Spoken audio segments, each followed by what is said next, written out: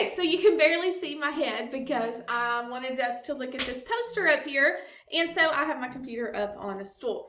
But it says the author has a purpose for writing a book, and that's what I want us to think about today. Why does my author write a book? Like, what is his purpose? Is he trying to entertain me?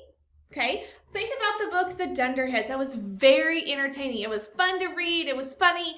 So his purpose wasn't to teach me how to break into people's houses. It was to entertain me to enjoy the book. Think about the book Gecko. Do you remember Gecko? And it had the little lizard, and it told us a story in a narrative way, but it also had nonfiction.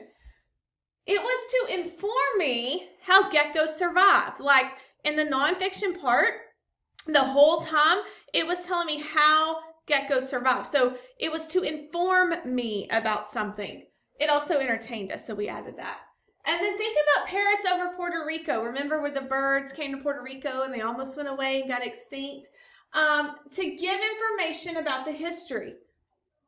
Sometimes the author writes a book just to give us some information. He's not trying to teach me anything. He's not trying to entertain me. He just wants to give me information. And then sometimes they write a story to teach me about something.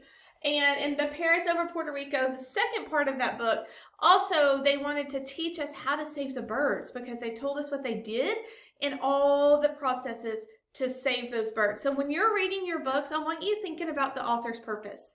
Like, why did he write this book? Entertain me, inform me, teach me about something, explain to me how to recycle. Like, what was his purpose for this?